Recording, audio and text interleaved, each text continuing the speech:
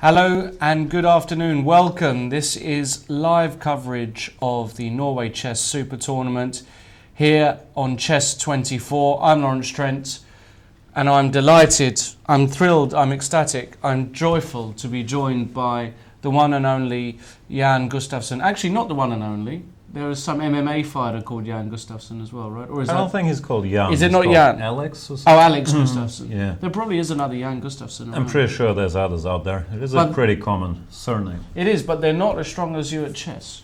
No, I think I'm the best Jan Gustafsson at chess and reasonably confident. Reasonably confident. Brilliant. Well, there are stronger players at chess than me, though, believe it or not, and they're all playing today. Norway Chess Round 1 is underway. You excited? I'm excited. It's a big tournament. We've got, I would say, we've got the world's best up there, bar a few exceptions. We mentioned yesterday Vishian and Hikaru Nakamura not playing, but apart from those guys, we've got the biggest names in chess playing. And Seaman Agerstein. No offence, Seaman Agerstein followers, but obviously he's the clear underdog in the field. He is. And it is arguably the strongest tournament of the year. Of course, it always depends on your metrics, but we have Anish Giri as the 9th seed in this tournament, rated 2752. So that shows you something about the strength of the tournament. We got some big games today. Anish Giri is playing against none other than Magnus Carlsen. And what makes this matchup especially interesting is Anish Giri is the only player in this tournament with a plus score against Magnus Carlsen. That's unbelievable, isn't it? 4 draws, 1 win. He's been letting us know about this plus score on Twitter quite a bit, so I'm sure Magnus will have gathered some extra motivation from that. We'll see how that goes. Absolutely. I think Magnus has quite publicly stated that he really feels motivated to beat Anish. And of course today playing white, and after a great day yesterday in the Blitz tournament where he massacred the field, really 7.5 out of 9, just a monstrous score. Magnus is going to be looking to score his first ever win against Anish in classical chess. Still, it's weird to think that Magnus hasn't got a plus score against people, but well, they only played 5 games and he does have a plus score against pretty much everybody else. That is so true. These stories have always been around with Kasparov. He had, I think, a minus score against Lautier and Gulko and so on. Would just feel wrong if Magnus had a plus score against everybody. But we'll see how it goes today, and we got some other games.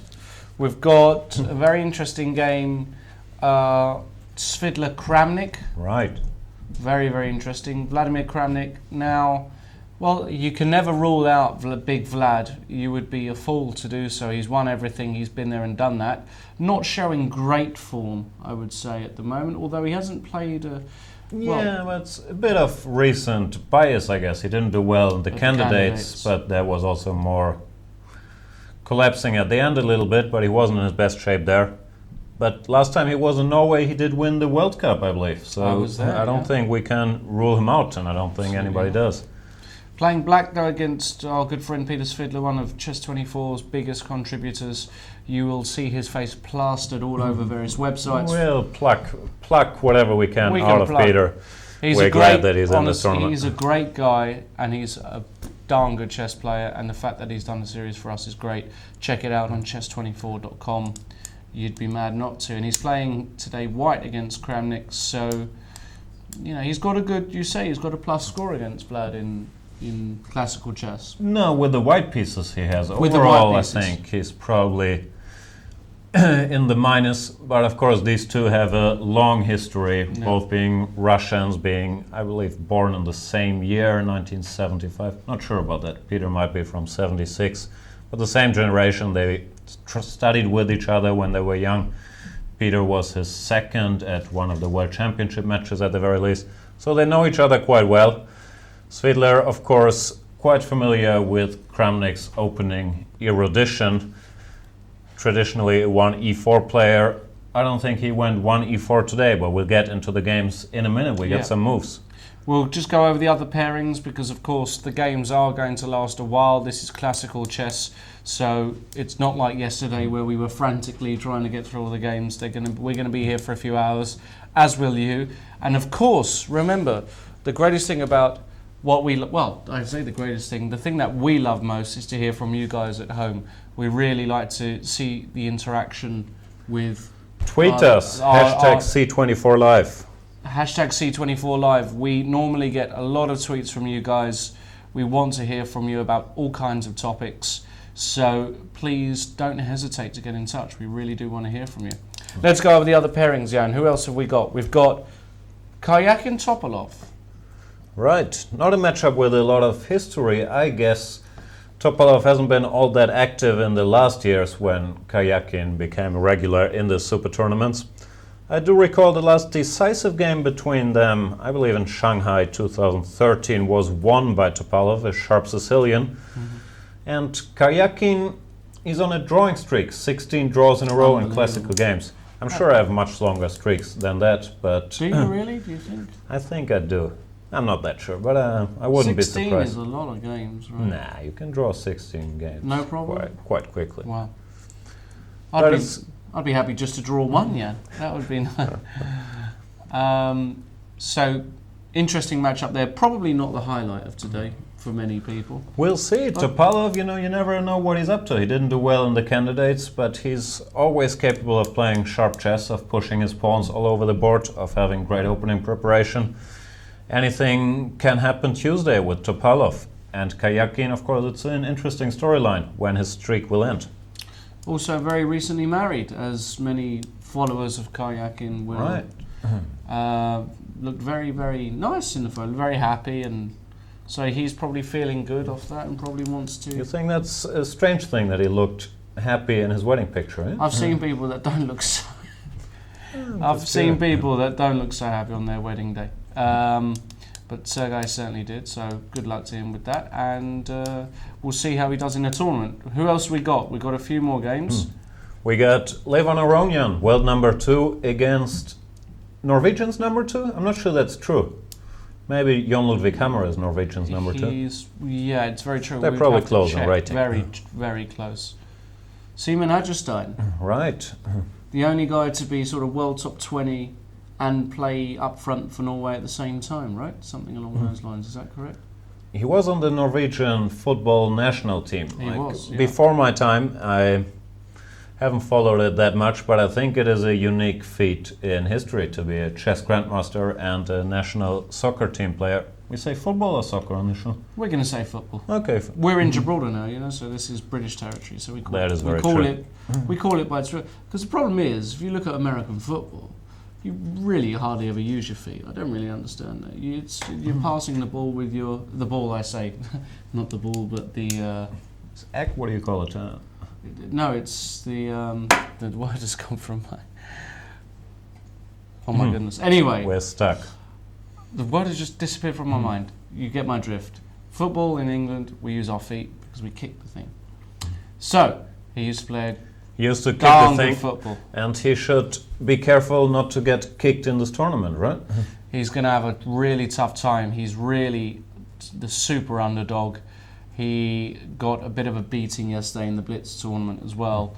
I don't think he's expecting too much. I don't think I think he's just going to try and play well, see how he does, and if he finishes on a relatively decent score, he'll be happy. But I don't think. Yeah, don't underestimate him though. No. He has chess culture, I mean, he's a classically trained, or he's been around. He's not going to push over. It's not just right? a classically trained. He's got a lot of chess culture and so on. I've played with him in tournaments recently. I played a couple of tournaments with him actually. Right. And he's just he maintains a level of intensity way into the game. Very focused. Yeah, he's very focused. He was getting huge scores, 8 out of 9, 7.5 out of 9, crushing these fields. Okay, the opposition was worse, but I'm not gonna underestimate Seaman. He could pull off a few surprises this tournament. I met him recently in Oslo, and well, he was very serious. He was thinking about which second tire, which openings to play. Of course, we can't share all his secrets on the show, but he's certainly taking it seriously. So, not an easy assignment today. Black against Levon Aronian, the world number 2. Very, very well prepared, especially with white. We'll see how that goes. And then, for completeness sake, we have Alexander Grishuk, the unsung number 3 in the world, against the slightly more spoken about recently Fabiano Caruana, who's beaten Magnus Carlsen in their last tournament, even though he did lose the last game. So 2 guys to certainly look forward to. I mean, this Grish, it's still. I haven't got over this yet, and we've got a guy rated at 27.90, and he's barely played a super tournament. You know, at least not at the frequency of the other guys. And he's an exciting player. He plays lots of different stuff. He gets into time trouble a lot, so it's exciting to see him blitz out the moves. He's a top guy. He's a very nice bloke. So I'm hoping to see more of him in the big super tournaments. I'm a big Grishuk fan. I think a lot of people are. Really interesting guy, interesting player, very sharp style, and very sharp but classical. He has a lot of, foundation, you can tell. He's really, really good, and then he gets into these crazy time troubles. So we'll see how he does here. Hasn't won a lot of super tournaments. Then again, there is Magnus Carlsen in the field. He is the favorite in every tournament he plays. He's won lots of his latest super tournaments, and he's playing at home. Shall we have a look at the games? Let's go straight there, yeah. Why not? Let's start with the world champion, with the white pieces against Anish Giri. His nemesis, that's a bit strong, but the only guy with a plus score against him. Carlsen plays 1 c4, which... he's capable of playing 1 e4, 1 d4, 1 c4, 1 knight f3. In Shamkiri, exclusively played 1 d4, maybe to try to test himself a bit, if he can just keep doing that. But here he's back to being flexible, plays 1 c4. Anish, a big Grunfeld player. 1 c4 is often a move you see against Grunfeld guys. If they try to get to their Grunfeld, you can trick them with 3 e4, not allowing d5. Which would happen after d4, the Grunfeld. So that could be one reason for the choice of the first move, which Carlsen also used against Anand, I believe, twice, with not great success out of the opening, but of course he did win the match quite convincingly. All right, so c5 by Anish. So he plays the symmetrical English. Well, this is also a very typical Grunfeld player move. It's a means to still get to your territory. They played knight f3, knight f6, knight c3, and the move d5. And now if takes, which has been played, knight takes, after d4, Grunfeld guys are quite happy to take on c3 and play g6. And if white were to go e4 here, we would be back to a main line of the Grunfeld. You'll hear us talking quite a bit about the Grunfeld, not only to pluck Peter Svidler's Grunfeld series, which we also do, but also because it's a very established opening and we'll see it quite a bit at the highest level. Giri, Caruana, Svidler. Yeah, we're going to see it a few times this tournament. So Magnus, being the sneaky guy he is, at least in the openings, he doesn't want to, Giri, very strong theoretician, he doesn't want to get straight into the Grunfeld theory battle. He plays the move 5e3, keeping his options a bit open. He might still follow up with d4. Of course, black has possibilities like knight to c6 or even pawn to e6 here, but this is normally not what a Grunfeld player wants to do. So e3 can be used as a transpositional device, and in the Grunfeld move order it has some particular advantages which we might see in the game. Actually, we might not see them. But knight takes c3, b takes c, this has been played, once again in the spirit of the Grunfeld, exchanging that guy. And here there's the move g6, which I have bad experiences with. I lost a game as a younger man to the German chess legend Robert Hübner in this line. He played bishop b5 check. If I remember correctly... You were black in this then? I was black. Yeah. I was a... you were a young Grunfeld student. You were an up-and-coming star. Was that right? I was young. Yeah, he played this move, and if I remember correctly, Carlsen himself had this position with black against Andreikin in a recent game. Right, yeah. And I think he got into some trouble there. Right. He was worse. So that might have inspired him to choose this line with white today. Interesting. And Giri plays a move I've never seen. The move queen to c7, which I can only assume it's directed against this idea. Now bishop b5 might carry a little less punch than after g6. Just play bishop d7, and the typical white idea is queen a4, a4, rook b1, a lot of stuff, queen b3, a lot of stuff directed against the b7 pawn might be less scary when the queen is on c7 already, and black maintains the option of playing e6, bishop d6 if he so pleases. So maybe this is an important subtlety, something I'm not aware of. Anish Giri, very well prepared in the opening, one of the best theoreticians out there. His second, Robin van Kampen, he's done a video series for our site Chess 24, and he likes to, well, they are very good friends, he likes to make a bit of fun of Anish, saying his only strength is he can remember all the theory, so all you have to do is get him out of book. And I think Magnus is trying to do just that, but of course Robin very tongue-in-cheek. Yeah. Okay, so let's go to the end of where they are at the moment, then take some tweets. Yeah, and so queen c7, d4 was played. Okay, yeah, that makes sense. G6 and now bishop e5 check. Okay. Yeah, still along the same lines. They included queen c7 and d4, which, yeah, it's some subtleties here whom this might favor. In some lines, white wants to delay d4. Sometimes black might be able to do without queen c7. I believe it eliminated the immediate tricks with queen b3 against b7. But Magnus plays a4. Probably should be pointed out that queen b3 in that position might run into c takes d4. Right. Well, you've got to be... Actually, no, there is... No, it doesn't quite work. It's still okay. Ah, it's not okay. Right, queen a. I was looking at it. I'm sure I saw something. My instinct was right. So you've got to be careful. So a4 protecting the bishop, getting out of all of these potential little tricks. Bishop Also, g7 played, and this is the position we have on the board. So, well, white's going to castle. He's going to play his bishop to a3. Yeah, and well, typical Grunfeld situation. A lot of subtleties what black will do with his knight. Can he bring it to c6? Well, we'll put pressure on the c5 pawn, and black might think about sacrificing it in many cases, or playing b6 and giving up a pawn, typical Grunfeld theme. Because he never really wants to take on d4, does No. he? I mean, Carlsen just castled, but let's just illustrate that. If black takes on d4, white takes back. Suddenly, after castles, bishop a3, rook c1 is coming quick. You've even got d5 in the air, and... No, and just strategically, this is black's nightmare scenario almost. d5 is in the air, and he will get under a lot of pressure on the queen side. These guys could become weak, his queen is on the wrong square.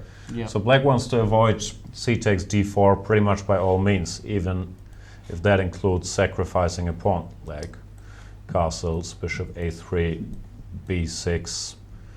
Let's say d takes c5. Here we would probably take back, but I've seen quite a bit. I'll make some illustrated moves. This is not a good move, but to have this structure reached where black has this one pawn against white's two and tries to get compensation. So they prefer that to c takes d4 even. Let's take a tweet, and who else but... Well, we'll start high. Francisco Vallejo Pons, the Spanish #1, has tweeted us saying, nobody played g4 yet? Where are reports Savchenko or Hikaru Nakamura at GM Hikaru? Francisco, or Paco as he's called more often, a very creative player. He's going to be joining us a bit later. He is in Gibraltar. He's going to give us his expert opinion. Very creative player in the opening. And he likes other creative players like Rapport, Savchenko and Hikaru. We are all big Savchenko and Rapport fans here at Chess24. Savchenko, the guy who likes to go 2 knight a3 in the Sicilian. Right. Rapport, the guy who likes to go g4 and played all kinds of crazy openings in recent tournaments, but playing great chess. He's a very strong player. But I believe we can't complain about the guys we got in this tournament. I've seen a lot of online forums and so on where people are saying we need more young players and so on. But really, what do you want? You have like 8 or 9 out of the strongest players in the world. You have a local hero, Simon Achterstein. It's a fantastic tournament. There's really, I don't think there's much to complain. Absolutely not. Absolutely not. So Paco, we're going to see him a bit later, and well, he'll be great for. He really knows a lot about chess. I mean, rated 2700. Be great to, and we can see him there chilling out on the sofa on his phone. And he's a good guy. Let's go to another game then, Jan. Let's have a look at where do you want to go? Well, we've got so many games to look at. Where to go? Choices. Let's go to Grishuk Caruana very quickly. Let's go there. Because it's interesting again. Another way to Grishuk has chosen a system which doesn't sidestep the Grunfeld exclusively, but played 3G3. Grishuk played all kinds of things. He's one of the more creative guys in avoiding the Grunfeld, which we've been talking about, just like Magnus. Grishuk, for example, against the very Caruana, he's played knight f3, bishop g7, and the move e3, which looks a bit silly at first sight, but his point is that now black has less incentive to play d5, because there's nothing to exchange this knight for, which we've seen in the Magnus game and the many Grunfeld games. Black wants to exchange his knight.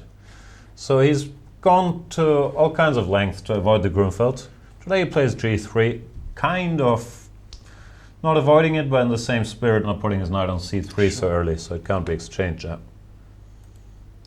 Bishop g7, bishop g2. And now, interestingly, c5. d5, of course, would transpose to some of the fianchetto lines of the Grunfeld. Yeah, and interestingly, our Grunfeld expert Peter Svidler, and I share those sentiments. He said he likes the Grunfeld everywhere, but he would not go d5 in this position. He doesn't trust these lines with c takes d, knight d5, either e4 or knight f3. Feels those are good for white, and it looks like these feelings are shared by Caruana. Interesting. Of course, there is the super solid option c6 and d5, but also maybe not in Fabiano's style. So he went c5.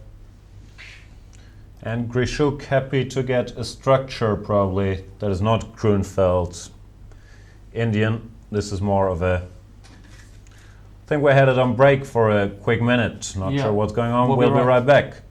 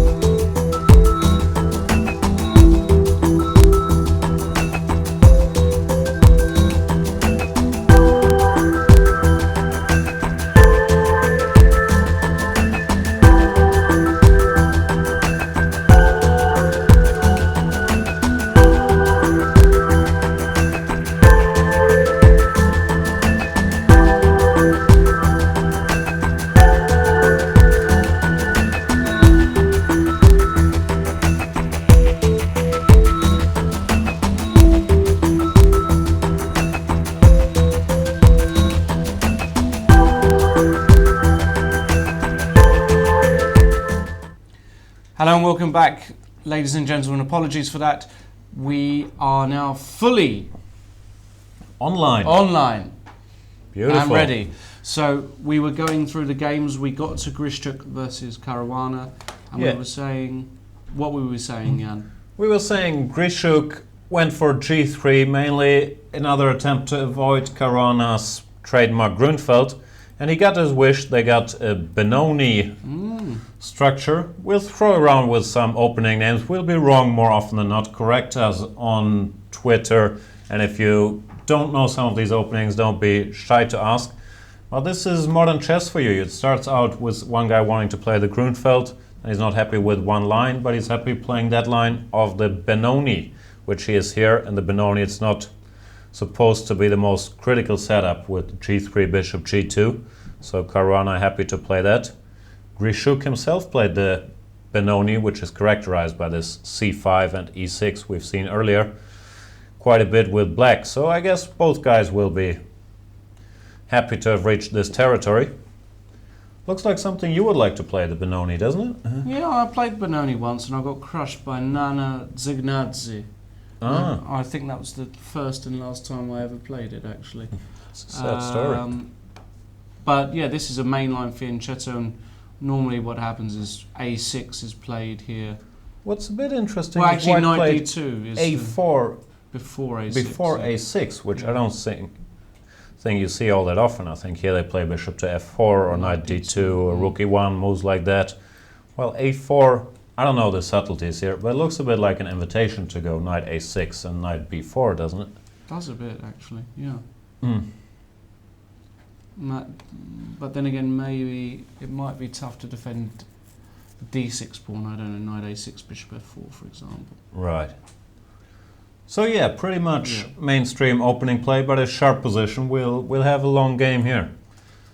We've been corrected on Twitter, by the way. We were saying Giri is the only one in the field with a plus score against Magnus.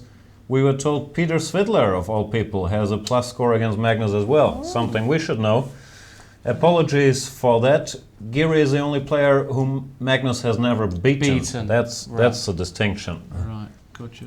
RW has tweeted us, when was the last time you two had a friendly blitz match and what was the outcome? Yeah, no, I don't know. Maybe someone must have tipped him off, right? It wasn't me. I don't even know who. Are you RW? RW, you've become one of my favourite tweets. Yeah, and would you like to tell the audience? We played some games yesterday after I had worked for 14 hours and like I don't think they want to hear the life story. Okay. I think they want to hear the life story. So, yeah.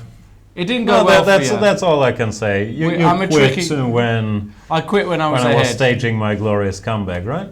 Something like that. But Lawrence is a very strong blitz player, at the very least compared to his strength in classical chance. Yeah. Classical chance, yeah, classical chess chance. Chess chance. No. He's a strong player, and there will be more friendly or less friendly blitz matches. Actually, you'll be able to see clips of us playing Banter Blitz, which we did on Chess 24, which is where myself and Jan were playing each other but commentating during the games. Very tricky, especially at 3 minutes each.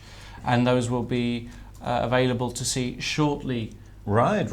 We can put them up in breaks in upcoming shows. We will do very shortly. No spoilers. I haven't seen your version. I suspect you didn't talk at all and cheated and were like just focused. I talked a lot. I remember the first game we played, but unfortunately the computer crashed, so not everybody could. I don't remember that. Right, that's been erased. Okay, let's go on to the other games of this tournament. Far more important than my exploits with Jan. We've got Svidler, Kramnik. Once again, 1c4. It's a bit of a spirit of the times, right? Guys are so sick of the main lines, the Grunfeld, the Berlin, all these well-studied openings, that we see more and more 1c4, one knight f3 trying to trick black out of their favorite openings. And while we're plugging, I did a series on that exact topic. If you're a 1d4 player and you want to avoid the Grunfeld or you want to avoid the Nimzo, which Kramnik would play against 1d4, what options you have and what you have to keep in mind. c4, the one big drawback is black can go e5, which he does here on the second move. It's a little move order subtlety. If you start with e5, sometimes white goes g3 and he doesn't have to commit his knight to c3 yet. Well, if you start with one knight f6, after g3 you might not want to go e5, but you have solid moves like c6. So a lot of guys play knight f6, and after knight c3 with the knight committed there, they do go e5. Once again, small things, but that's what these guys are paying attention to, right? When they're trying to choose. And we see the main line of, what's this called? The English four knights? Four knights, yeah. G3, D5, CD5, Knight D5. I would have thought this D5 was the principled move, you know, occupying the center, and whenever I looked at it from the white side, I couldn't really find anything I fancied. Of course, there's alternatives here. Bishop B4, main line. Bishop C5, a main line. But Kramnik, classical guy, he likes the principled stuff. He does indeed. In fact, I remember Vladimir Kramnik on the receiving end of a Carlsen thrashing in this variation all the way back, I believe, in the first ever London Chess Classic. I remember the game quite well. Carlsen was white. I think they played some games in this line, Yeah. but I don't think Carlsen won all that many, but I also recall one win. He won one, and it was a really nice game. He put his bishops back on F1 and C1 at a certain point during the game. But Kramnik, of course, not going to be deterred by a loss or two in this line. Knows the stuff pretty well. So bishop g2, threatening a nasty little knight takes e5 trick. So for example, bishop e7, knight takes e5 is a well-known trap. Either bishop takes, or maybe even knight takes. Knight takes might even work. And white emerges material ahead. So you have to move the knight. Oh, sorry, I'm full of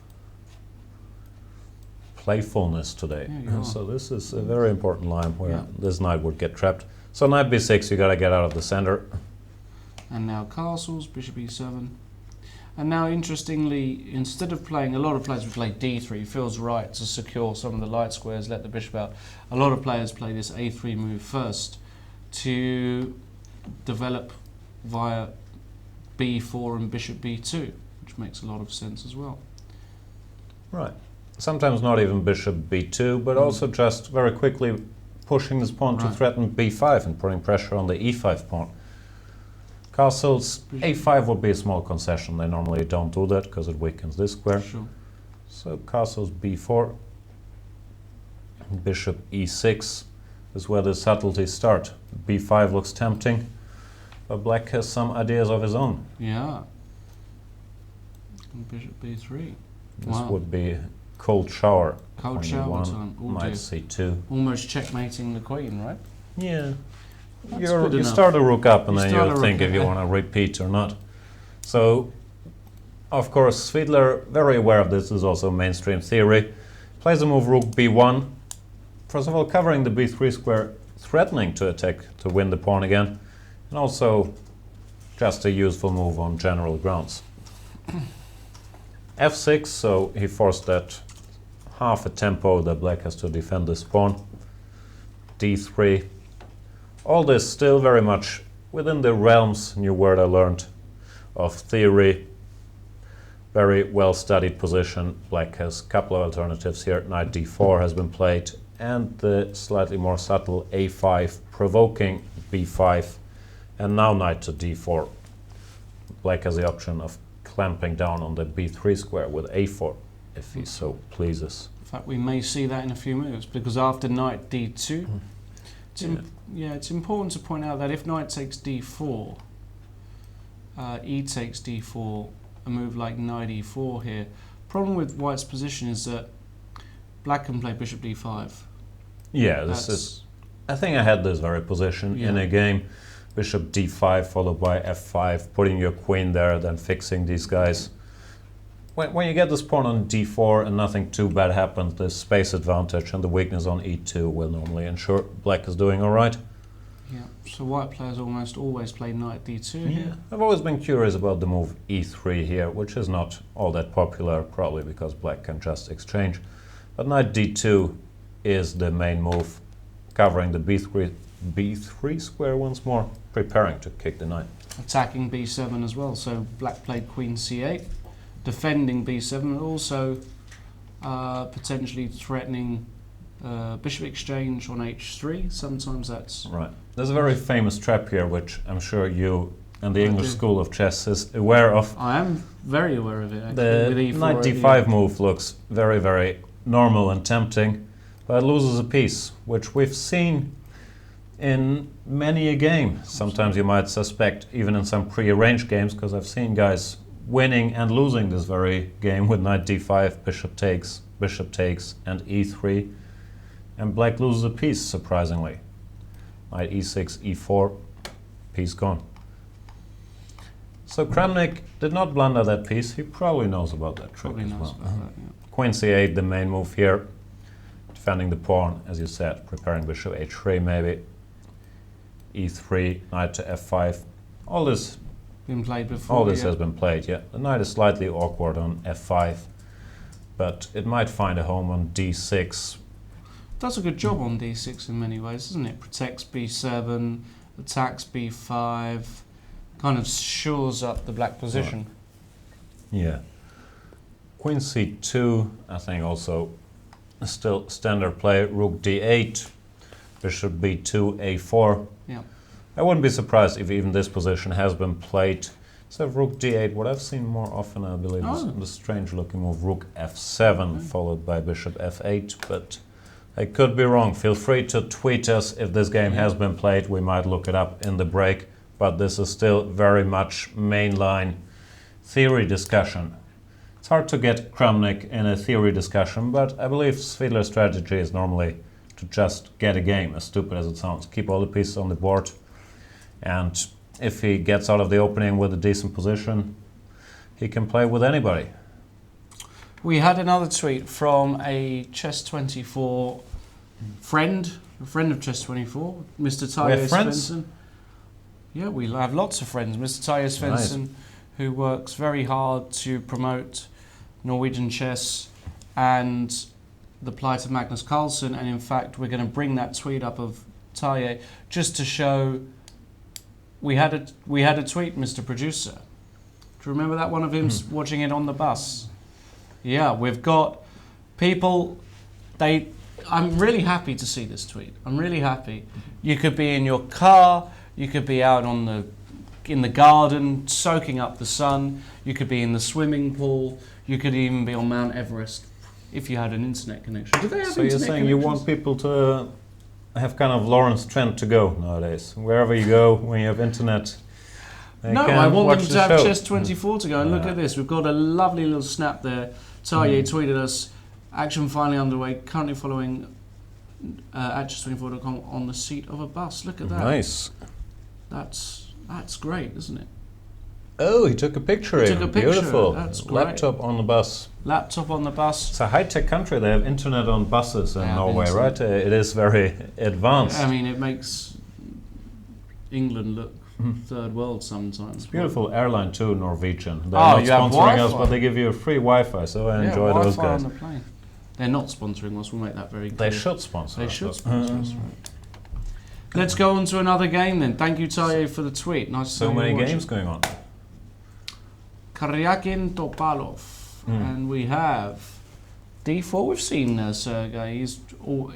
He was born an E4 player. Yeah, but he can serve left and right nowadays, like most of the top players, really. They're all so universal nowadays. It's true. And we have a Queen's Gambit declined. 4e3. This is interesting. This has never been considered to be that much of a critical move, but once again it shows this trend that the main lines being so well analyzed, the main lines of course, knight c3 or g3 here, that guys are looking to sidestep early, and we've seen quite a bit of 4e3 in the candidates. We've seen Karyakin himself use it against Vishy Anand. That's right. We've seen Vladimir Kramnik use it against Levon Aronian. So e3 gaining a bit of momentum again, just as a way to get a game. Often white will follow slowly with b3, bishop bd2, bishop b2, knight bd2. So yeah, all over the map you can see slower opening play. No more big novelties on move 27, which was always my forte, especially small novelties, forcing a draw, but more starting the game on an early stage. Topalov plays 4a6, which is a move Vishy Anand used to beat me Very sad story. The only game I ever played against Vishy Anand, he played 4a6 and beat me with the black pieces. I never thought it was that good a move. I always thought bishop e7 is a normal move here and black is solid. But a6 has a lot of ideas. The most obvious one being after bishop d3, you would take here and then go b5, bishop somewhere, and c5. All of a sudden black is a tempo up compared to the queen's gambit accepted, Right. which I'm sure these guys are aware of. And in general, we've seen lots of a6s all over the map, the a6 Slav Sure. being in fashion. So he played b3, c5, bishop b2, and c takes d4.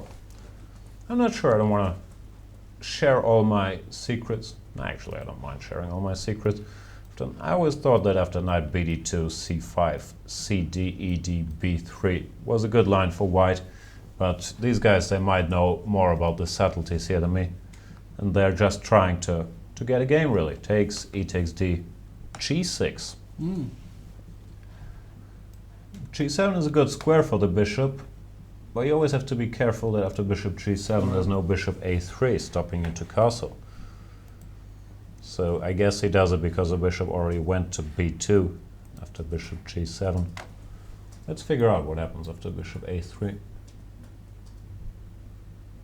This is where your tactical insight takes over. Well, the first thing that comes to mind is Bishop f8 is the first thing that comes to my mind. could be okay actually, but let's have a think. Yeah, just develop the knight.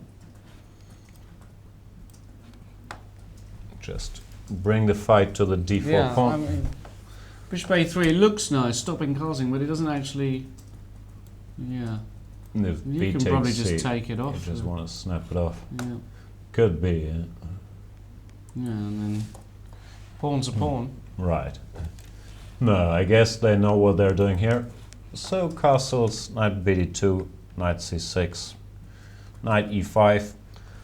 Reasonably standard position, but normally you have the bishop on e7 or d6 in these structures, and often later black goes rook e8, bishop f8, g6, bishop g7. So I kind of like what Topalov did here to get the bishop there quickly. But of course, anything can happen as usual. He played bishop d7, humble move, and we have a position. What is there to say? There is the option of d takes c4, creating a bit more tension in the center for black, but at the moment I don't think would do him a favor after just b takes c. And white will have to make up his mind where he wants to play. I would expect him to go something like queen e2, rook d1, conclude his development, and then deciding if he wants to attack on the king side or more likely play on the queen side, because the king side with g6, bishop g7 looks quite secure. Interesting. Right, let's go to the last game we haven't seen yet. Levon Aronian versus Seaman Agerstein. Levon with the white pieces, and let's go from the beginning, I believe. Yeah. You want to jump right in at the start? Yeah, we'll go in, and we've got a Queen's Indian with bishop a6. Right, topical line. Yep. b3. And now dropping, so creating, This provoking is, this weakness. b3, bishop b7. Yeah, this is a bit uncommon to go bishop b7 in this position. I mean, it's quite known in lines like this to drop back later, even after bishop g2, bishop b7. But here immediately I'm not sure how much I've seen it, but it could very well transpose. Bishop g2, bishop b4 check. Another typical move before the bishop takes his ideal home on b2, it's forced to d2, because another lesson from the English school of chess, knight bd2, bishop c3, rook b1, bishop e4, all of a sudden traps an exchange. Beautiful. So white has to go bishop d2, which is fine of course, but he'd rather have the bishop here. a5, bit of a sideline, but has been played. Or everything has been played nowadays. Knight c3, castles, castles, d6, queen c2. And we get a typical structure. Black's going to have to give up this bishop. White gets the two bishops. But black has this very solid Nimzo setup. White is a little better, but no immediate trouble in the opening for Seaman, so maybe that's a bit of that's a fair trade-off in a way. And he played c6. c6, bit of an old plan. Quite often in these positions, black also goes for c5. But remember Ulf Andersson, he liked the setup of going bishop e4, then playing c6 and d5, erecting that wall in the center. I played Ulf Andersson this year. Was it a draw? He draws a lot. It was a draw, yeah. It was quite strange though, because he's a legend of chess, as most people will know. I mean, often regarded as one of the greatest endgame players of all time. Right.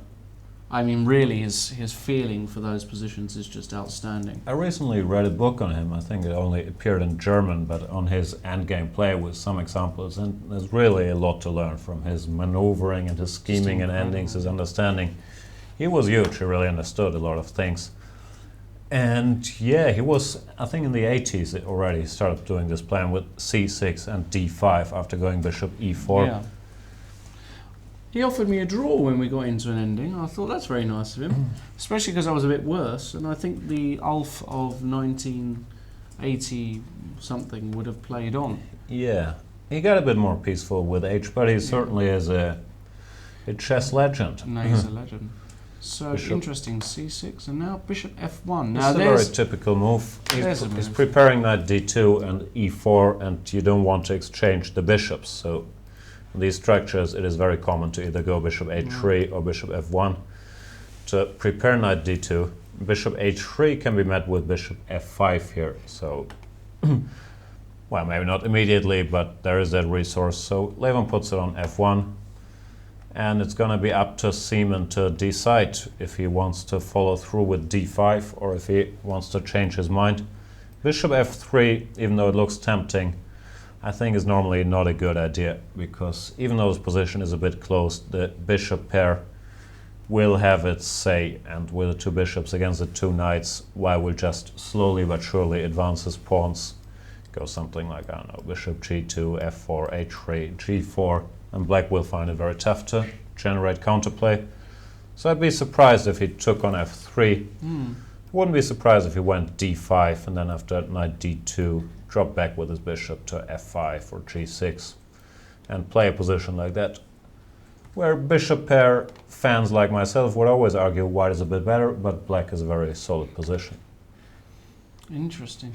Let's go back to the world champion then, and we've had a very, very important move because we got this far, bishop a3, b6, we actually got this in our Right, we mentioned this. And we said d takes c5. And you said, yeah, he would most likely play b takes c5. I don't like d takes c5. It is kind of typical concrete play. What's he going to do after d? Is he trying to win material? Or well, queen d5, first of all, there is the question on that. The board. Queen d5. All right, that's why. Is he just trying to win material? I'm sure he's trying to win. And he might very well be successful. It looks like queen d5 is winning a pawn, or it forces some positional concessions after bishop b5, ab, knight d7. This looks slightly dodgy positionally. I'm trying to think of a good move, which is going to be tough. This pawn is hanging, but maybe, just defend it. Or attack something. Not clear, is it? It's not easy, but white has a good structure at the very least. If he can force his bishop b5, I'd be a bit reluctant to take that one, because it really improves white's structure, going a takes b5, opening the a file, having that pawn controlling some squares. I was wondering if black can sacrifice a pawn with knight c6 here, which you see a bit. Then again, as we say a bit on the show, a pawn is a pawn, right? So might not be enough for it here. You never know, there are rook ac8. And yeah, I'm not that sure, but still it's a pawn. Maybe knight d4, can I do this? Knight d4, can you do that? No. Yeah, you probably can. You probably can. You're Mr. calculating, like taking a lot of stuff on Yeah, c5. yeah. I can see when Doesn't work. your eyes are blinking that still an ending pawn. Interesting. So queen d5 in the air then. Right. That must be his idea. Otherwise, this makes absolutely no sense. d6 c5. No, I think this is typical, especially after going bishop a3. You're kind of committing to d takes c5 at some point, because else, if you just allow black to develop, bishop f5, knight d7, or a6, what are you doing with your bishop on a3? a6, bad example. Interesting. Remember, guys, we want to hear from you. #C24 Live. Not just about the chess. Oh, of course, we love you talking about the chess, but we love you talking about things related to chess, things sometimes not related to chess. We like to hear from you in general. Perhaps, Jan, we can bring up a few. I'm checking the Twitter feed as we speak, so forgive me for being rude and not looking at the camera. Ken Chamberlain, for example, he says he's sitting in his car sipping coffee and he likes the show. Thanks, That's what Ken we like to Chamberlain. hear. Everywhere there's internet nowadays, in This the is car, on the incredible. bus, amazing stuff. I really need to read up on the technology supply forms. Absolutely. So please send us your tweets. We will be picking out the best ones. More action. I'm still intrigued by this Okay, Carlsen so position, queen queen d5, d5, because yeah. bishop b5 really looks like a concession to me. It takes, knight d7 looks forced. And this position just seems nice for white. And rook d1. I don't trust it. Say rook Is it so ft8. bad for black? I'm not Is it? sure if I'm it's not so so bad, bad. but it feels like I'm not happy with the structure. Rook ac1, let's say. Maybe it's not so bad actually. It's not that bad for black. Can't be too bad. Nah.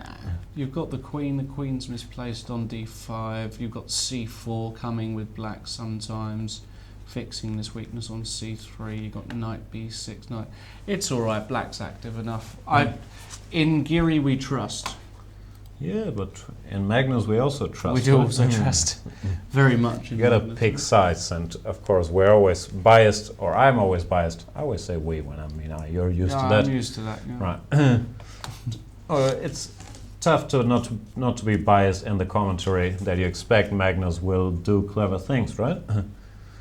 And yeah, this DC, BC, Queen D5, I still think it's annoying. There's another tweet by RW, whom I suspect is a mole of yours because he knew about that friendly blitz match. He's I promise you, myself and RW, we've not spoken before, but I think you guys he's are got in an touch, I'm not interesting sure where. tweet. Have you guys ever taken a game theory class? When was the last time you guys were in school, and do you plan on going back? Well, a lot of questions. Game theory, I think I did it in an economics class about 20 million years ago.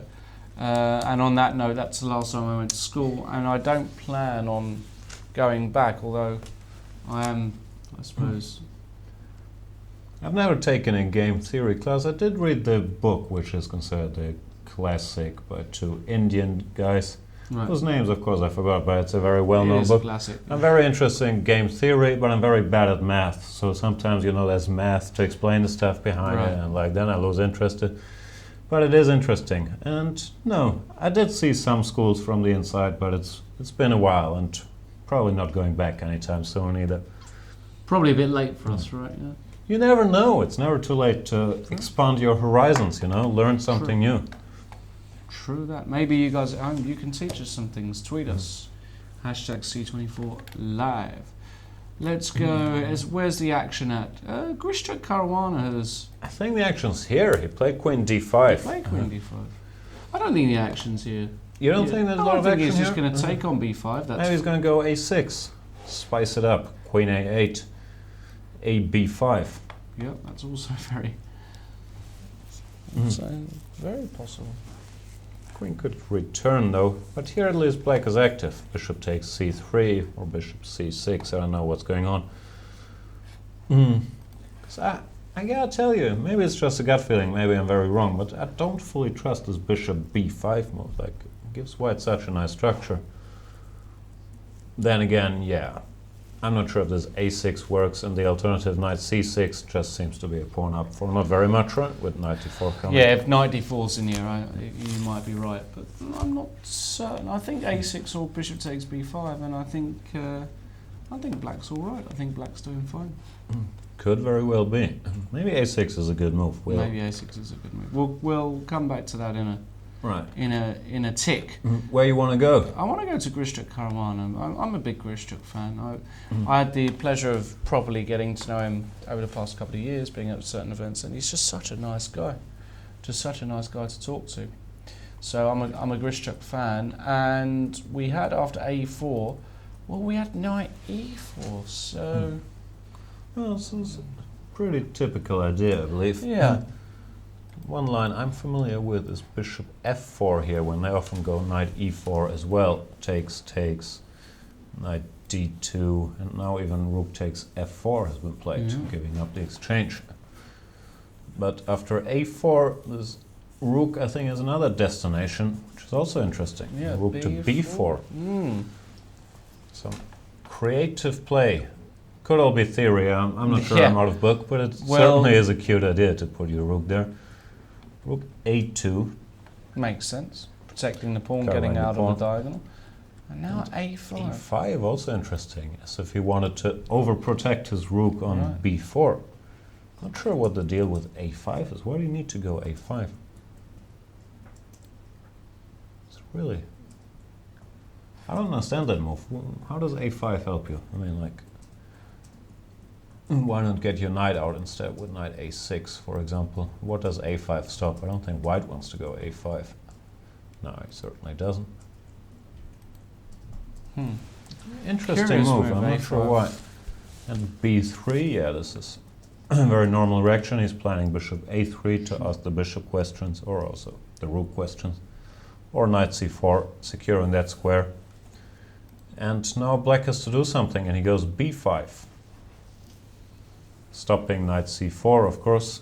I guess after bishop a3, he would not mind giving up that exchange. Not sure in what form. Maybe like this: b takes a, bishop b4, a takes b4.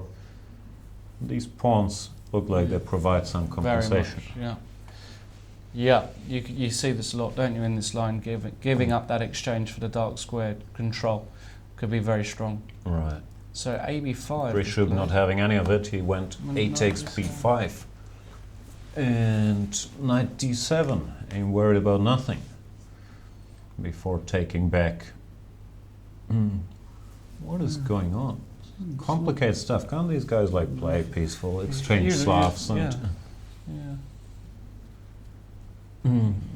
Well, so if bishop a3, then he would just take and be a happy camper. A5 all of a sudden makes some sense as well, because you have this a4 lurking. What could white do? He could, play boring e4, rook b5, rook e1, bishop f1, try to clamp down there. Yeah, makes sense. That could be an idea. I don't mind black's position, actually. No, it looks kind of active, doesn't it? I mean, I'm not sure what's going on. I don't mind black's position at all here. Energetic play by Corona, a5, strange looking move, but yeah, he's backing it up with this b5 takes. I also like knight d7, because he really doesn't have to hurry about taking here. And now maybe knight c4 would be a nuisance, while in the game, after knight d7, knight c4, I guess there's a trick. Maybe there's no trick. I was thinking a4, but then we just take on d6. Yeah. So what's his point? He wants to go. Some knight move to try and exchange it. Yeah, knight e5. Bishop d2. Oh no, we can take on b5. Yeah. It's looking all right. Everything looks all right. I think Caruana's fine. I think he's doing fine. Yeah. What else is going on? But so is Grishchuk, in order not to be confusing. Even the slow plan with e4, rook e1, bishop f1, knight c4. A lot of play still left in this one. Everything to play for. Anish Giri, he did follow your gut feeling. Took and went knight d7. you know, me and Anish were like that. You know, You guys telepathically. talk, right? Yeah. We do. We talk in our sleep, telepathically. Oh, wow, that is. Yeah, it's pretty sick. That's creepy. I think it's Anish anyway. You don't know whom no, you're it's talking to in your sleep? No, it's some. He's a small kind of dark guy. I remember it. He's in my dreams anyway. You think it's Anish? I think it's Anish because he's got a big smile, but it could be. So just to get this straight, you think of Anish as a small, dark guy with a big smile? Yeah, Okay. I think he'll be happy with that.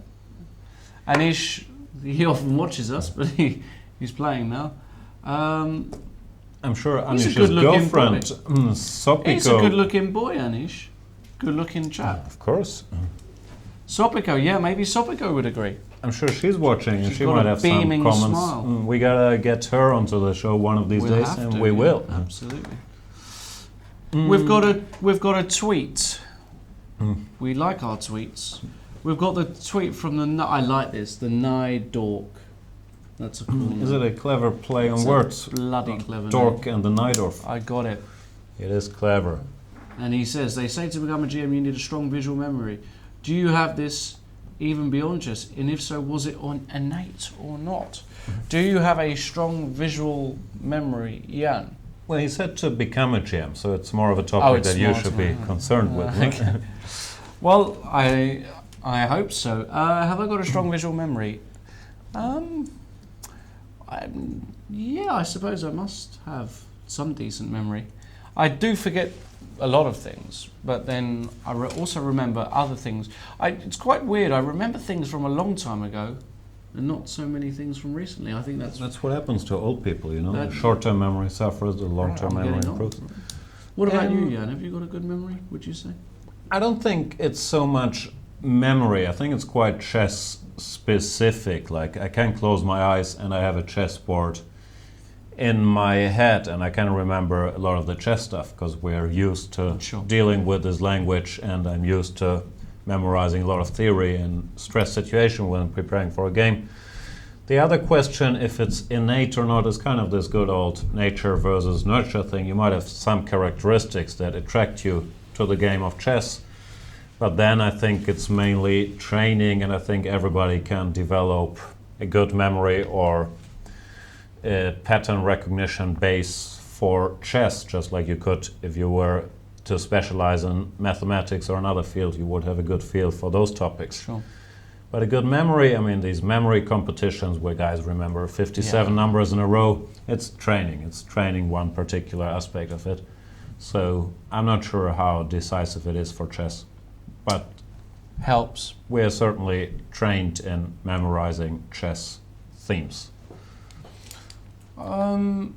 Knight d7 was played, so I think it's okay. He's going to play rook fd8, rook a c8, and he's just going to say, okay, Mr. Carlson, show me what you got. I have a new idea. I was going rook ad1, rook fd1 earlier, but it makes some sense to go rook ad1 to unpin the c3 pawn. You will go here, I guess. I will go c4, and I will fix this. You will probably not be scared. I might even just go a6. Yeah. That's what I was wondering about here. I ain't worried about nothing. Maybe you don't have to worry about that much. I think black's totally fine. I know we got the fixed structure, but I think there's a really easy way just to, chip away at it. A6. I'm threatening a takes b5. If you take on a6, rook takes a6. I've got rook d6 to follow. I mean, no, black's absolutely fine. Are you aware of the fact that I can take this pawn? Absolutely, rook a5. You're bluffing. I'm not bluffing. I saw rook a5. Okay, now you're getting tricky, but you know this isn't going to work, right? Oh, maybe it does work. My Who goodness. knows? Who knows? Well, minimum I've got rook f8, right? But yeah, you're right. Maximum I is didn't see that knight. rook f8. I didn't see knight g5. I'll be honest with you. Oh yeah, even this probably will peter out, of course. Yeah, of course. It's, No, I've got it all worked out. It's more instinct. it's more luck. It's more luck. But here I'm a pawn up. You are. Pawn is a pawn. Pawn is a pawn. No, of course, a6, no force, and I'm slightly inclined to agree with you that black is not in serious trouble. Like, he can solve his problems. Still, I might offer you a bet that I think Carlsen will win this game and you get the other two results. Well, you're betting on a Carlsen win here? Well, you can have the other two results and then it's even. What are we betting chances. here? Because you still owe me a pasta supper. It's double or nothing. Either I forfeit your pasta supper or you get 2 pasta suppers. 2 pastas. Okay, can I have a pasta and a steak? Nah, let's not go too Okay, crazy. let's Do you not know go what a steak costs in Gibraltar? Is he gonna hold this? Is he gonna hold this? Is he gonna hold this? All right, He's never lost to Carlsen. I'll take your bet. I think Nice, he's gonna hold. we got some action. We got action, baby. And I think you made a good decision. I'm just an action junkie. I want some reason to root for I think he can. I results, think you he know? can liquidate here. I Right. think he's gonna do it. Let's check the Twitter sphere. What do people have to tell us? Should we check will that after a very refresh. small break, Mr. Are you in Gustafsson? break mode? Well, we've been going for 1 hour and 10, so maybe just a coffee, just to get us in the. So we're here for a long time, aren't we? We're here. Have you noticed I haven't had my coffee yet? That's why I'm so edgy. Like That's without right, my yeah. I trademark don't think you cup would of have made coffee- that bet with your coffee. That's right. If I had been a bit more calm with my coffee. One last thing before we go on Yeah. break. Nah, I think we're already. No, one last thing. One last thing, okay. Aktestein, this surprises me. He went for b5 instead of Oh. d5. And Aronian, just as surprisingly, there must be some subtleties involved, reacted with bishop to d2. Probably the point, knight d2, lose a piece to b4. Well, no, it doesn't. you Doesn't can lose a make- piece. But it's probably not what he was aiming for. Yeah, maybe you can just take that bishop in some positions. I don't know. Yeah, I'm Nice. also not sure, but I was gonna say you have some queen f6 tricks, but I don't really see any tricks. But maybe you can take and play d5 or c5 and have a solid position at the very least. So he went bishop d2, b takes c4, b takes c4, rook e8, and rook ed1. Some subtle play. Typical Aronian stuff, rook ed1, you know. He makes moves that doesn't look like they do much, but actually he's kind of got this idea long term. Yeah, no, I think he wants to regroup either with bishop e1, knight d2, or with knight e1, f3. Some unnerving stuff going on here. I'd be worried, but I'm always worried when I see Levon. He always looks so tricky, like he's up to something, you know? And he normally is up to something too, which is a problem. So we'll find out what he's up to after the break. Thanks so much for listening to us on chess24.com. We'll be back in 5 minutes or 10 minutes. 5 or 10? 5? Or 12? Let's say 6. I think we got a nice video our viewers can view during the break. I think it's none other than Peter's Fiddler. Mr. Peter's Fiddler during the break. Which is kind of magic because he's playing and we have a video of him I playing. know. How did I'm he not do sure that? I'm promising too much here, but I think we got some stuff, you know. See you guys. Hello and welcome back. This is live coverage of Norway Chess Round 1. I'm Lawrence Trent with the handsome, delightful, special person, Grandmaster Jan Gustafsson. Welcome. This guy. We are about an hour and a half into the action today. All the games are still in progress. What's good about today's round, Jan, is that all the positions are very different, aren't they? They're not really... That is true. We yeah. haven't got 2 Berlins. We don't for have example. 5 Berlins. Like Right. we have all kinds of different openings Yeah. and different positions. It's quite refreshing not to see a Berlin, actually, in I a like round. my Berlins, you know. I think all of the openings under the sun have a right to exist and we should enjoy them equally. I'm just saying it's nice to see new things, you know? I agree. When was the last time you saw Caruana have his rook on b4 so early in the game? I can't recall ever having seen that. There you go. Spontaneity. What I'm excited about is our millions of viewers can testify that we did bet on the game Yeah. Carlsen against Geary, and I like Carlsen's last move, knight g5, attacking f7. Well, so he's I gonna like play my chances E6. of winning my pasta dinner here. He's e6, he will go queen c6, Okay. and then his knight will smoothly regroup to e4, putting pressure on c5, intending to jump to d6. This looks like a very Carlsen-esque kind of position. Okay, what happens if I take that queen off? Let's... I think he's going to take back. Okay, knight e5. I'd be very annoyed if this was just a draw. Okay. Takes. It's no. C7. Okay, rook c8. Rook takes c7. Does not look like that much, does it? You can take on a7, but your c3 pawn's going to fall. There might be some tricks. Rook c3, bishop d4. Okay. Maybe there's no tricks. Why, Bishop rook d4, c8? rook c8. Yeah, and I'll say thank you for pasta dinner number 2. Come on, Magnus Carlsen. For all of you, Not just that we're rooting against Anish Giri, but a Of course pasta not. dinner is a pasta dinner. So I am rooting against Anish. just to for all of you who've just maybe tuned in, myself and Jan have made a little friendly bet. Jan is betting for a Carlsen win, and I'm laying Magnus Carlsen, so a draw or a win for Anish Giri, and I win the bet of a pasta dinner, which is very nice here. The pasta in Gibraltar is very good. Gibraltar is world famous for its pasta. Is it? No, It's not pretty famous good. for any kind of food. It's pretty good though, with the fresh fish and because there's a lot of fresh seafood here and stuff. The seafood pasta. Sounds like an expensive pasta. I didn't know you want pasta with fresh fish. I was thinking like spaghetti Napoli. I'm you know? talking about literally going to I'm going to go to the sea after the broadcast and fish myself a couple of crabs and a couple of prawns. As long as you fish it yourself, I'm fine. Yeah. Anyway, let's go Magnus Carlsen now. Shouldn't be too biased, but yeah. You think that one's equal? Come on, Jan, admit it. I think with precise black play it is equal, but you could say the same thing about the starting position. Like, Yeah, but e6 is the only move. There's literally there is no. 95. He must be he's thinking never- about something. He's not going to play 95. Yeah, it loses a pawn. He's going to play e6, and Magnus is going to have to think, well, where am I going to put my queen? If I put it somewhere else, if I put it, for example, queen b3, that runs into c4. Yeah, he's not going to do that. Could go to f3, keeping the theme Yeah, of but then knight checking e5. f7. Now we need Now a you're good getting move. hit. No, now maybe. you're starting to. Yeah, okay, that's not very good. I'll give you that. Now I'm expecting queen c6, and I will admit that with precise play, probably Anish is alright here. You know who else I think is alright? It's Fabiano Caruana after knight d7, and Same we position we had, right? He's been thinking for a long time. we see the typical Grishuk 1 hour thing. Sometimes it feels like he's bored if he's not in time trouble because there's no adrenaline and no quick decisions to be made. So he often likes to take a little time out of half an hour, thinking really deeply about the situation. And yeah, speaking of bored, we have a tweet by our beloved friend, Mr. Francisco Vallejo Pons, I believe. Yeah, he says it's hashtag C25. It's boring there. When is Chess it harta?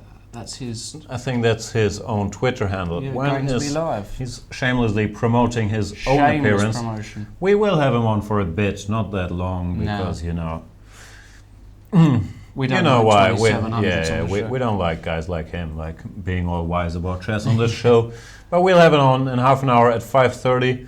I think we have a picture of what he's doing now, like the dedicated hard worker that he is, Mr. Vallejo. Yeah. He's preparing This is mentally it. Yeah, no, he's for the show. He's in full He's preparation outside, mode, so right? yeah, he's gonna be well arrested. We're looking forward to his appearance. Jesus Christ. Yeah. All right, Let's go tune to in another with game. Svidla Kramnik. We have some maneuverings going on. Yeah, we like maneuverings. Do we? Is that even a word, maneuverings? Maneuvers, right? I like there's something cute about the word maneuverings. Is it a word though? No, I'm of course eager it's to not. learn. It's not a word. No. But I like it. We'll on the show We should have some words that are acceptable within the context of the show, absolutely. like maneuverings. So knight d4, and then he refused the knight exchange. Played knight f7. So Right. maybe If we take, what is he worried about? Just knight Just knight takes, takes. and the c7 pawn will come under some fire. It's a bit of this old, I think Dvoretsky wrote about this principle. If all your pieces want to go to one square, and here e4 is a decent square for the knights, you should not exchange them because one of the knights could be superfluous. Superfluous? superfluous. I struggle with my English today, I'll get there. Superfluous. Superfluous. How do you say that in German? Überflüssig. Oh.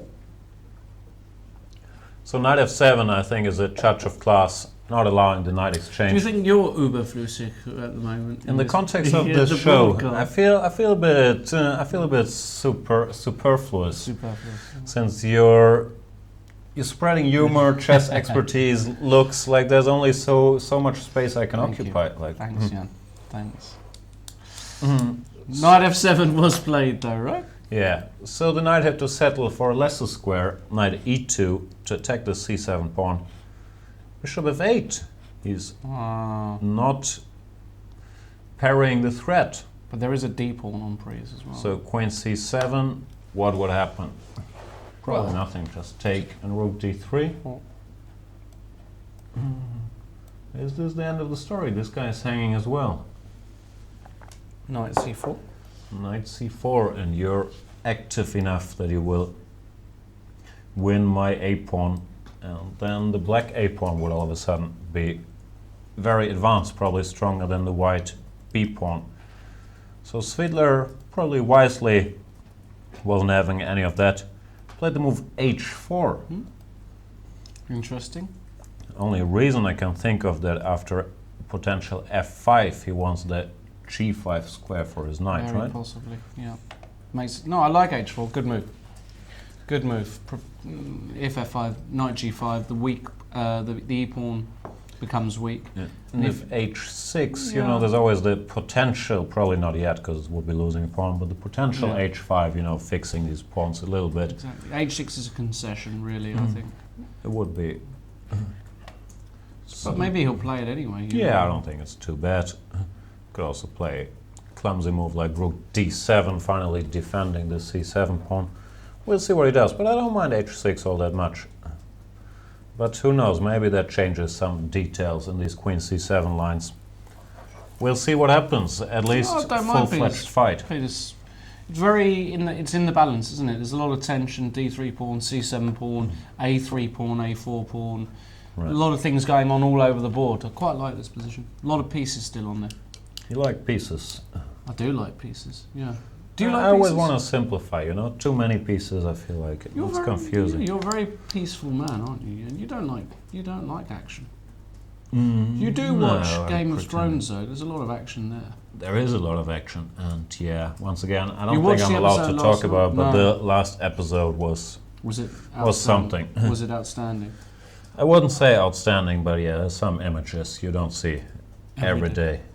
I managed to get through episode 6 last night of season 4, so I've got to catch up. Got a few. What episode did you watch last night? I think 8 is the latest 8. one.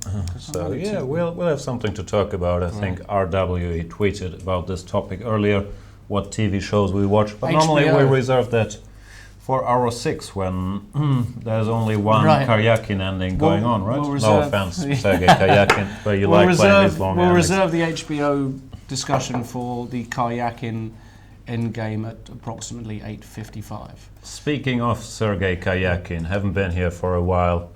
Once again, maneuvering. Like really, people play chess nowadays. They maneuver their pieces. There's no big novelties in any game.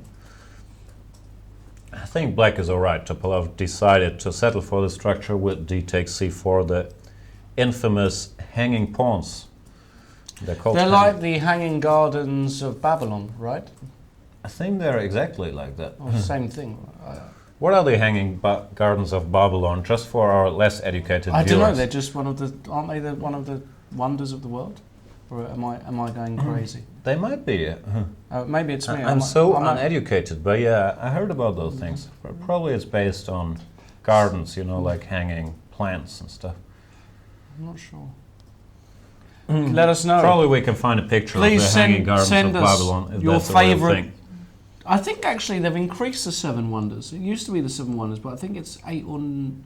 I think it's 8 now. I think they included a new wonder. What is the newest wonder of the world? What I'm are the wonders? Like the pyramids, the Colossus of Rhodos? I've heard of that guy. There are tons of them. Yeah. Must be a bunch of wonders out there. I had When a was the book most as a recent kid. wonder introduced? Tweet us. Hashtag C24. And I'm not talking about Jan's new haircut either. Let's talk about the strict wonders of the world. Actually, there was something that was included that I was outraged at. I just couldn't believe it was in there. I have no idea. Yeah, I live in my own little bubble, you know. I don't hear about stuff like that. I had a book as a kid, but that was called The Seven Wonders of the World. So maybe there's some new ones. That's right. They had a vote a few years ago, didn't they, about including a new wonder? What do they include? And they included some monstrosity. I think the Alhambra this is right. The Alhambra in Granada, one of the oldest Arabian palaces, was up for. Well, it could have been chosen. It was in the mix, and it's a beautiful, amazing palace and amazing architecture. And it wasn't chosen. Instead, they chose some other monstrosity. Please tweet me. I can't remember what they chose, but this is going to really irritate me if I don't know. Let's get back to this game. And any wonders of the world in Great Britain? Frank Lampard. He's been a wonder of mine for many years, and actually he's leaving Chelsea at the end of the season. He's like 38 years old, right? Yeah, he's 35. Yeah. 35. Wow. He's old for a footballer. I'll turn 35 next month. Can you believe that? No, is it next month?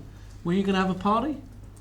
I don't have any friends, but yeah, I'll light a candle. Can I come? And sit there. You're very welcome. I know because we can do a show about my birthday party, just the two of us sitting there watching Game of Thrones. It's gonna be. Oh my goodness, yeah. It's gonna be beautiful. I'm looking forward to it. Do you serve hot cocoa at your party? I like cocoa. I know you Let's do, get yeah. some cocoa for the party. Talking about That's gonna be cocoa, fun. this position isn't the most chocolatey I've ever seen. I was wondering how you were going to pull that off. So yeah, I we think believe Topolov's Topalov is absolutely fine here. I like knight d7, it's a good move. Actually, knight c6, touch of class here. I think he can go b takes c6, planning to c5. chip away with c5. And if white goes c5, there could be knight takes c5, dc, rook b8. You're really strong. And winning a pawn. So Topalov is certainly fine. And it looks like Kayakin is the one who has to pay some attention because the hanging pawns, if it gets simplified, like let's say takes, they can start hanging really quickly, you know, bishop f1, rook d8, and white is in dire straits. Prefer black. Rightly so. I think he probably has to take on c6, and yeah, b takes c. I'm sure this is his idea. And then rook b8, c5, all kinds of things looming.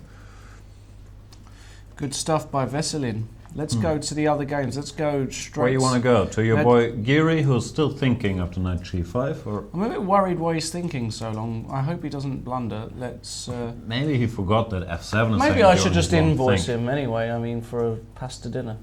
I don't think you can hold him liable. I think he is liable. Anyway, let's go to Aronian Ajustine, and you were right, Jan. Right. You understand everything. I do understand. Yeah. Knight e1. So what happened? It was rook ed1. That was the last We've move. seen something like this. We've seen the enigmatic rook ed1, preparing knight e1, or maybe bishop e1, knight d2, queen c7, normal move, queen a3, also like this one, keeping an eye on a3 and d6. And f3. And f3. And e3. Yeah. Less important. Less important e3. c5, I'm not sure. This to me feels like a bit premature.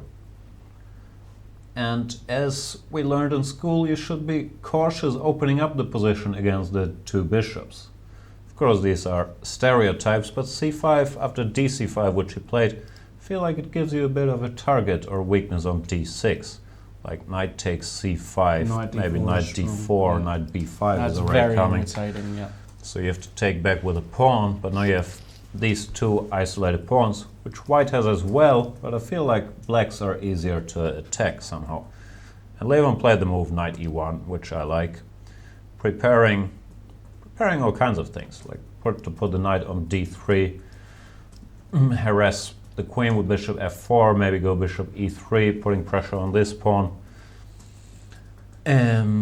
What else could he be up to? Like, yeah, it's just easier to play for white. And the two bishops, even though this guy doesn't look very impressive at the moment, they will have their say. I mean, this bishop will find a nice square wherever it wants. And that's the one that matters because it's unopposed. So yeah, maybe a bit of rating bias because of course Levon is the favorite in this game, but I really like his play and his position here. Having the two bishops for nothing. Everybody who's ever heard me talk about chess knows I have a bit of a fetish for the two bishops. I do consider them a material advantage in positions like this one, and I think they might tell. Bishop b7 has been played, dreaming of queen c6, followed by queen h1 mate, but that can probably be like parried. many dreams, they never come true. No, this is probably not going to happen. Either bishop to c3, or maybe just f3, shutting the diagonal. I like f3. You just control e4. You control g4. What about e5 then? Trying to spice it up a little bit, you know? Go e4 yourself. Yeah, but e4 yourself, you give up this square. So knight f8. Oh, yeah, and that's a good point. this I dude missed would that. come chiming in. Maybe you don't have to go f3.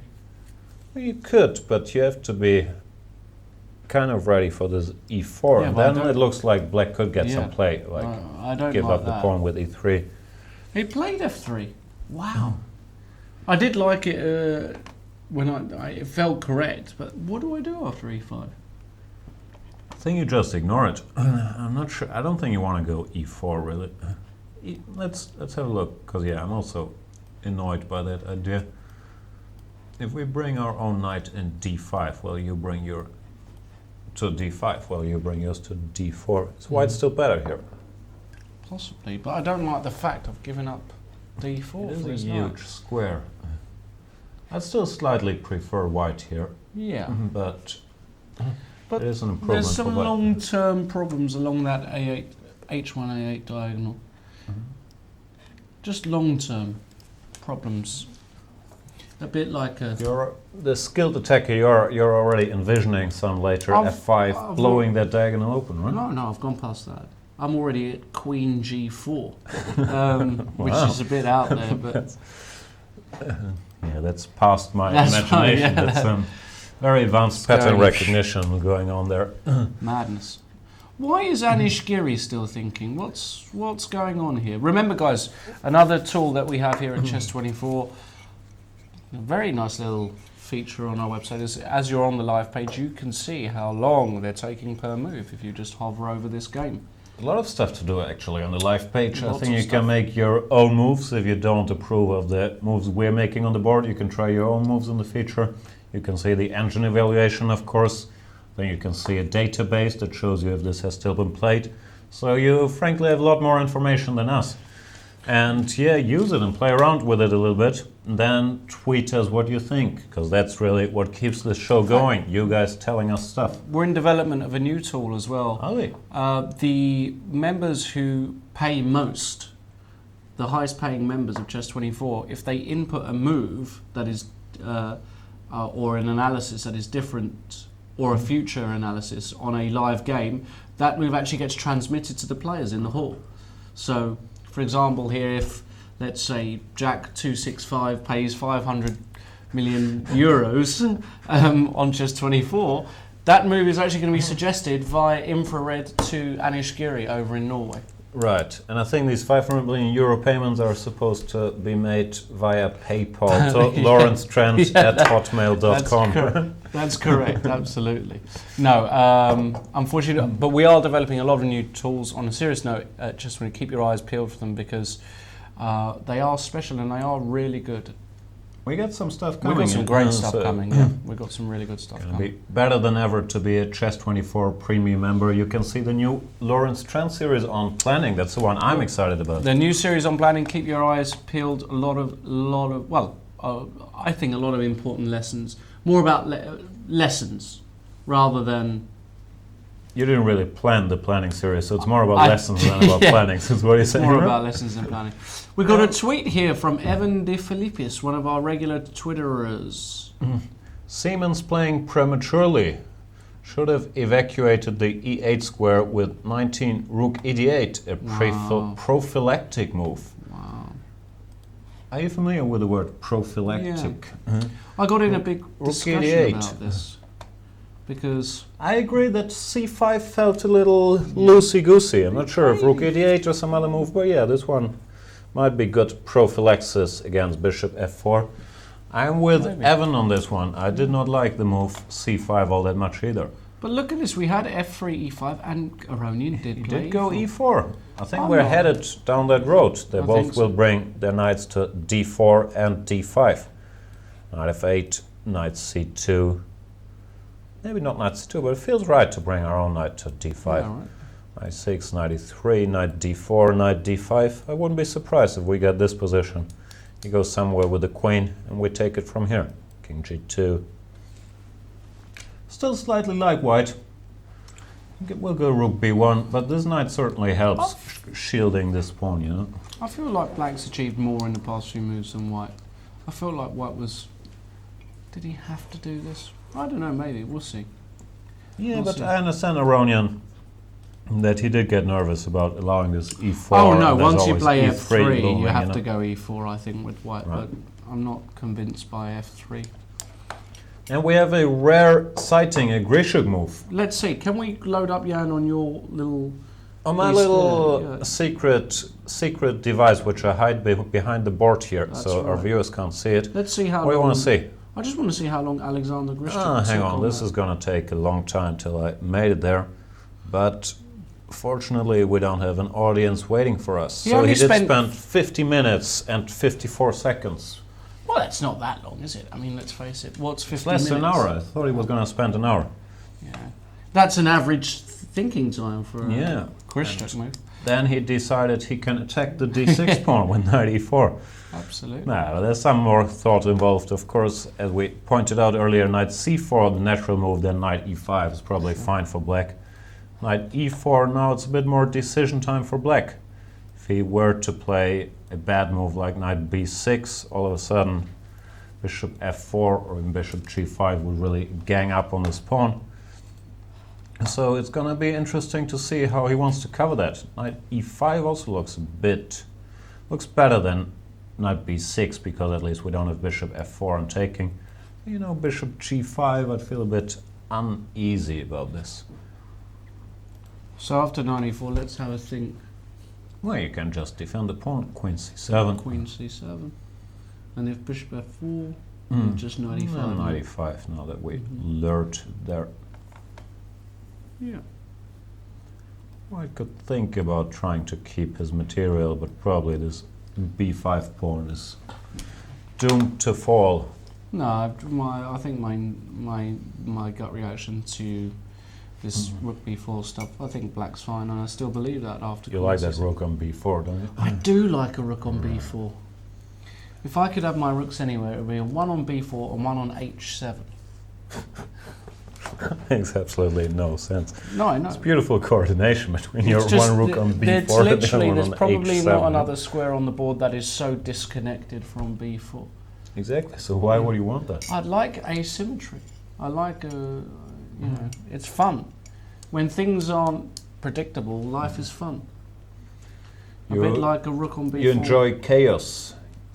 I don't mind a bit of chaos. Chaos is a ladder.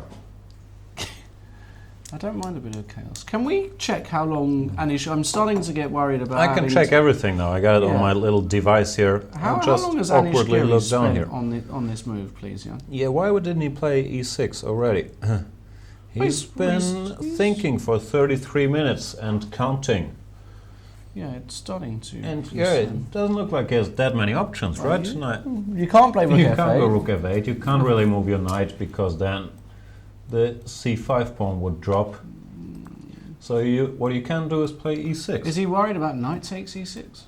I don't think that works at all. King of course. h8, and what's the What's- big deal? What's the big deal, right? Mm. Why is No he deal. going e6?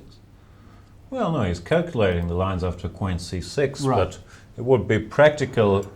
You can just decide e6 is the only move and play it, and then calculate while Carlsen is contemplating queen c6 or other squares, right? That's what you'd think, right? That's what you would think. We need the board on the screen, right? People won't understand. Ah, there That's we right. are. There we go. So what we're saying is e6, queen c6 looks like the only sensible move, really. And we were looking earlier that even queen takes c6, So okay, the doesn't it? Yeah. caveman-ish approach takes a knight e5. It does not seem like white has all that much going. Could be some ways to create trouble. c7, who knows? But it looks like with some precision, even here, black should be fine. And after queen c6, taking doesn't seem forced. rook You can even go a8. rook This looks AC8, yeah. it also looks a little bit awkward because here we're temporarily disconnected, but I'm not sure white is in time to exploit that, because now the rook would move. But I have to admit, I prefer this a lot more for white than the other line, I must say. You prefer, I prefer just this, taking on c6, yeah, right? I think if you can simplify the... Because I think a lot of the pawn endings are... How are you anticipating a pawn ending here? Endings with pawns. Oh, endings with pawns, right. And lots of exchanges. Right. I just think like you can be a pawn down in a lot of these positions, and let's say you have play against the c3 pawn. Yeah, but it doesn't even look like you're going to end up being a pawn down, right? Takes a knight e5, it looks like it's simplifying enough. Oh my goodness. So, we've got a tweet. What do you think? What Sopiko Guramishvili, the girlfriend of Anish Giri, is rooting for? It looks like they tweeted us something, and I don't expect anything good coming from these two. Oh goodness. They made a very, very offensive, deeply hurtful parody video They did. of this very show. So, and I think they're once again up to no good. They of course know we're not gonna let everything slide, and we got our own little plans over here. Our plans. What are they saying? They've got a picture, a tweet. I can't read that letter. Looks like they wrote a love letter or something.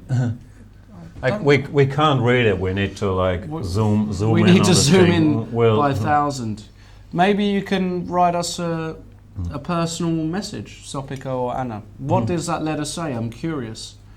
Are you curious? I am very, very curious and slightly worried, because I know they're always up to no good there. They are always up to no good. But in all seriousness, of course, we are very glad to have them as Chess24 contributesses, I think is the correct word. No. It's not, but I really like it. You're being very creative. Yeah, I'm making up stuff today. Check out the Miss Strategy versus Miss Tactics series. Don't check out the parody, because it really hurt my feelings a lot, and it made me a lot shyer on this show. You see, I'm not wearing funny t-shirts anymore. I'm you're wearing back shirts. to serious, right? I'm trying to look into Actually, the camera, you look trying like to you're lean going forward. into a job interview later. I do consider every one of these shows a job interview. I'm not sure. We'll probably decipher that letter in time. In the meantime, shouldn't they be worried about Anish Giri not playing e6 here instead of writing us letters? Yeah, why isn't he playing e6? What's going on there? Maybe it's the Carlsen effect. We thought Anish was immune to it, being the only guy in the field Carlsen has never beaten. But if he keeps thinking here, he doesn't help his chances. I will have a look at what do you have to say. Karyakin Topolov feels like Sergei has improved his position.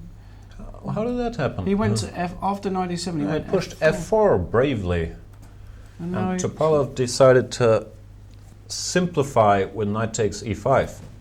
Okay. Might not have been forced. I'm not sure there were any concrete reasons. Okay, black's still absolutely he wants fine to go here, rook right? He's d7, gonna rook go d8. d8. Bishop e2 has been played, anticipating rook a d8. So there's no more shenanigans with bishop takes e5. No, black's Black is alright. No, black's more than all right, I think. I'm not sure he's more than alright. I think he's just alright. I think white is more in risk of botching this position than black. I don't know. I would say it's balanced. Now that the bishop is no longer attacking d4, I guess it's around equal. But yeah, black's position is a little more solid, compact, isn't it? you know? It's compact, yeah, it's a bit more solid. Nah, it's going to probably end in a draw, isn't it? These things normally You never do. know. But Sergei Karyakin, as we mentioned, he has a streak of 16 draws in a row. Unbelievable. He's got to be motivated to push it to 20. So I don't think he's going to be taking that many risks. Nah, we're kidding. But yeah, it does look equal. Yeah. What is there to talk about? Yeah, We've basically got the position we took. You are very strong, Jan. We have You had this on the board minutes ago. I am very, very strong, especially It's amazing how you managed to force d4 square. Sorry, it's amazing how you managed to foresee the only plan in the position for both sides. I think you're a... That's what I do. It's not the guy who just concluded the planning series who came up with these very deep knight maneuvers. And the move king g2, by the way, which I also had on the board. ages ago. I'll have to do a second planning series now and include this game. Yeah, this is a good rule. If two of your pawns control a square in the opponent's camp, which he can't control with his pawns, it might be an idea to put a knight there. I just made up this rule, but it's probably a good rule. Yeah. So anyway, they just both occupied the Bit of night outposts. dancing. Now Do you king like g2. dancing? You're not a You're a dancer. big dancer. You're I a am. big salsa I love it, yeah. salsa guy, Big right? passion Your of it. Latin blood is acting up. Well, I haven't really got any Latin. I'm sure my mother lied to me at some point in my life. You know, Mallorca. This is awkward. I might have more Mallorca information than you 1985. on this topic. Went to the bar, had a few too many margaritas. But anyway, we won't go any further. 1985. Yeah, that's probably when I was conceived, right?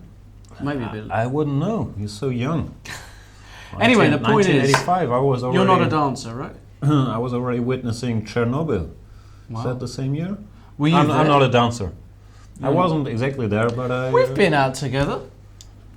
In Hamburg. Right. I We can't had a good recall night. having been much of a dancer. You that- weren't really that much very of a night. dancer, but we had a good night. I remember We did have that. fun, yeah. That was actually a great night, wasn't it? Thinking about it. Anyway. Nights We're of doing dancing. everything to get some Mm. chemistry on this show, even if it means like going out together and stuff. Yeah. It's not always an easy job. There's a lot more to it than talking random stuff in front of the camera, It's which true. is 99%. But I tried like, to wine and dine you. you haven't really tried. No, I haven't tried hard. But in this position after King G2, one thing's for sure, I think Siemens' position has improved. I still like white. He has two bishops. Two bishops are powerful pieces. We'll follow up with bishop to c3, threatening to take stuff on d4. a5 is still a bit of a weakness. Rook b1, rook b6 is always in the air, and knight takes d5 at any point. C takes d5 would improve white structure dramatically. Let's do what we have to do here with black. We've got to play active, otherwise You we're want going to to go play knight knight d7 d7, and f5, right? It's the only thing I want to You do. can read you like a book. Right, now I've got to be a bit careful. Now I have to defend that queen because bishop. So let's go rook a6. Beautiful move. And then the rook's going to swing over. Oh, yeah. And I'm going to put the bishop on a8. Let's get out the way. And then as soon as you make another move, I'm going to play f5. And I'm going to pose you... I'm going to pose you practical problems. Practical. Yeah. Yeah, I hear what you're saying. Tempted to give up material just to Well, stop your what are you cruel doing? intentions. I'm playing a very deep positional You're a sick- exchange sick sacrifice. man. That might be a good move. I'm not sure it really is, but It might not be a bad move at all. it's a cute move. Because knight b5, c b5 all of a sudden. Oh, Once again, goodness. No, no. there is The room. D file's open. The D file's open. Exactly. We can't do that. Rook b5. That's annoying. If you don't go rook b5, can we just check? That, let's just say you play a move like, I don't know, bishop somewhere. Okay, I'll go here. I'm very concerned about your f5 Might do it anyway. intentions. I'll take it now. Yeah, you've got the square free from. That's an annoying move. Yeah, you're right. I don't know. No, But if I'm you not let me saying- play f5, you're going to be in trouble, right? Right. If I let you play f5 any position, I'm in trouble. I know this from experience. No, I'm not sure. I don't think Seaman is seriously worse, but I still think White has a little more to work with here, like rook b2, rook b1, and something could happen. But I do agree that he's very much in the game, of course, and he's having a good thing after king g2 now. Kind of like you move knight d7 too, you gotta cover the b6 square sooner or later anyway. So yeah, It's time to... it's time for Anish Giri to make a move. That's I'm what I really think. getting slightly concerned about Anish Giri. Why is he taking so long to play 6? Is he seeing ghosts? Is he thinking about other things? What's Did he going fall on? asleep? Did he We don't fall know what's asleep? going If he on fell there. asleep at the board, somebody wake him up. He's going to lose on time. Right. It's almost 5:30 and we promised our many Spanish chess fans especially, but really all over the world, because Paco Vallejo, who will join us shortly, is of course beloved in many places, mainly Spain. And he will be on the show very quickly, sharing all his 2700 wisdom with, I believe, I'll get a break and You're gonna have a he'll break. join the show. This is exciting. See you guys later. And for now, stay tuned for Paco Vallejo himself. We'll be back in just a few minutes.